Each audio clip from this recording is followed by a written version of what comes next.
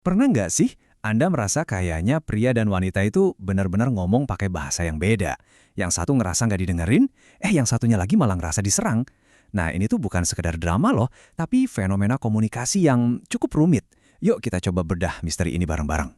Oke, kita langsung ke pertanyaan utamanya ya. Kenapa sih walau niatnya udah baik, salah paham antara pria dan wanita itu sering banget kejadian?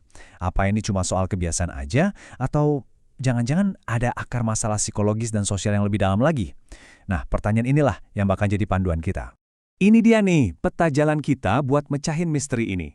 Pertama, kita gali dulu akar masalahnya di misteri komunikasi gender. Terus kita masuk ke debat klasik, bawaan lahir atau bentukan. Setelah itu, kita lihat kasusnya tadi ketika pria sulit bicara. Lanjut ke tantangan era digital. Dan yang paling penting, kita tutup dengan solusi di menuju komunikasi setara. Oke, kita masuk ke bagian pertama, misteri komunikasi gender. Jadi gini, penting banget buat kita paham kalau ini bukan cuma soal klise pria dari Mars, wanita dari Venus ya.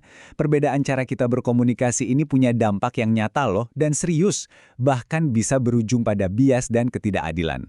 Dan dampaknya tuh bisa serius banget. Kita lihat ya, riset psikologi komunikasi nunjukin kalau bias gender dalam obrolan kita sehari-hari itu bisa nyebabin marginalisasi, di mana satu pihak jadi dianggap lebih rendah. Belum lagi ini bisa memperkuat stereotip yang bahaya, dan parahnya lagi bisa memicu kekerasan. Jadi jelas ya, ini bukan masalah sepele.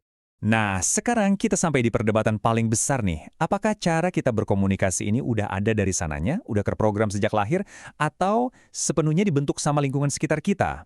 Ini dia inti dari perdebatan abadi nature versus nurture. Jadi ada dua kubu besar di sini. Di satu sisi ada yang percaya kalau ini soal bawaan lahir. Biologi adalah penentunya. Tapi di sisi lain ada argumen kuat yang bilang ini semua bentukan. Masyarakatlah yang ngajarin kita cara ngobrol sesuai gender. Coba kita bedah yang pertama dulu ya. Kalau kita ngomongin soal bawaan lahir, kita nggak bisa lepas dari Sigmund Freud. Dia punya kutipan terkenal, Anatomy is Destiny. Maksudnya apa? Ya, menurut pandangan psikoanalisis klasik ini, perbedaan fisik itu adalah takdir. Anatomi kita yang nentuin kepribadian dan gaya komunikasi kita. Jadi pria ya secara alami asertif, wanita pasif. Titik. Pandangan ini ngelihat perbedaan ini sebagai sesuatu yang ya udah tetap nggak bisa diubah. Tapi psikologi modern sekarang lebih condong ke faktor bentukan.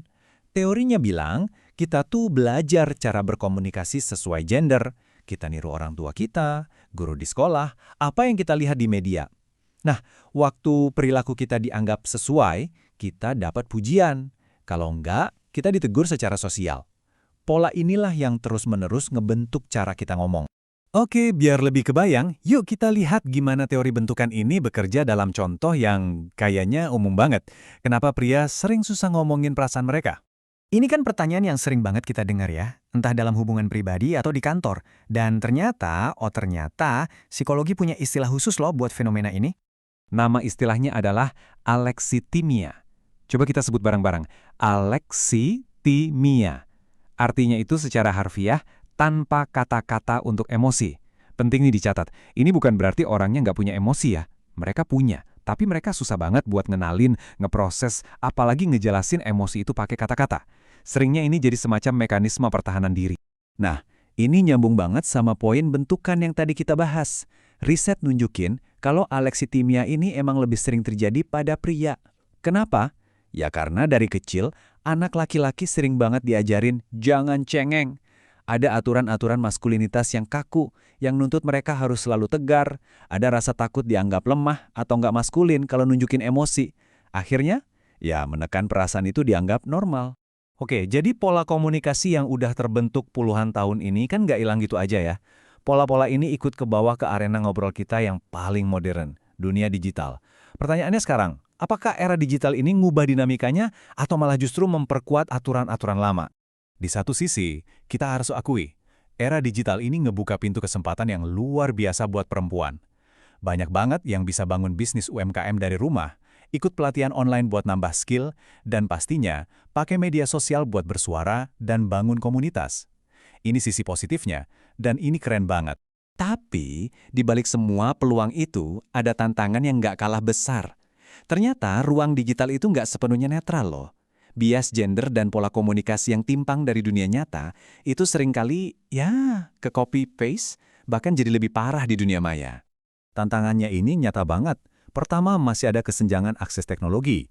Terus, tingkat literasi digital yang belum rata bikin perempuan jadi lebih rentan. Dan yang paling bikin khawatir, perempuan sering jadi target utama dari kekerasan berbasis gender online, atau biasa disingkat KBGO. Udah gitu, mereka seringkali masih harus menanggung beban ganda, antara ngurusin urusan domestik sambil berjuang di dunia digital. Oke, kita udah ngomongin masalahnya, akarnya, sampai tantangannya di dunia digital. Sekarang saatnya kita fokus ke solusi. Gimana caranya kita bisa ngebangun jembatan pemahaman ini biar komunikasinya bisa lebih baik dan setara? Nah, tujuan akhirnya itu adalah mencapai sesuatu yang para ahli sebut komunikasi simetris. Gampangnya gini, ini adalah model komunikasi di mana nggak ada yang merasa lebih tinggi atau lebih rendah. Nggak ada yang dominan, nggak ada yang nekan. Tujuannya itu bukan buat menang debat, tapi buat sama-sama saling ngerti. Kesetaraan. Terus gimana caranya? Ada 3 langkah kunci nih. Pertama, dan ini yang paling dasar, kesadaran kritis. Maksudnya, kita harus sadar dan berani nantang bias di obrolan kita sendiri. Kedua, kita perlu ningkatin literasi digital, biar semua orang bisa ikutan nimbrung di dunia maya dengan aman dan produktif. Dan ketiga, ini tanggung jawab kita semua, yaitu membangun ekosistem yang aman, terutama ruang digital yang bebas dari kekerasan. Pada akhirnya, kuncinya itu balik lagi ke kita masing-masing. Perubahan besar itu selalu dimulai dari hal-hal kecil, dari interaksi kita sehari-hari. Intinya adalah ngubah cara pandang kita soal peran gender. Dan yang paling penting, secara sadar, kita praktekin komunikasi yang lebih empati dan setara. Jadi, setelah kita bedah semua ini, pertanyaannya saya kembalikan ke Anda. Di hubungan Anda, di tempat kerja, atau bahkan di media sosial, percakapan setara apa sih yang bisa Anda mulai? Hari ini juga, supaya kita semua bisa jadi bagian dari solusi.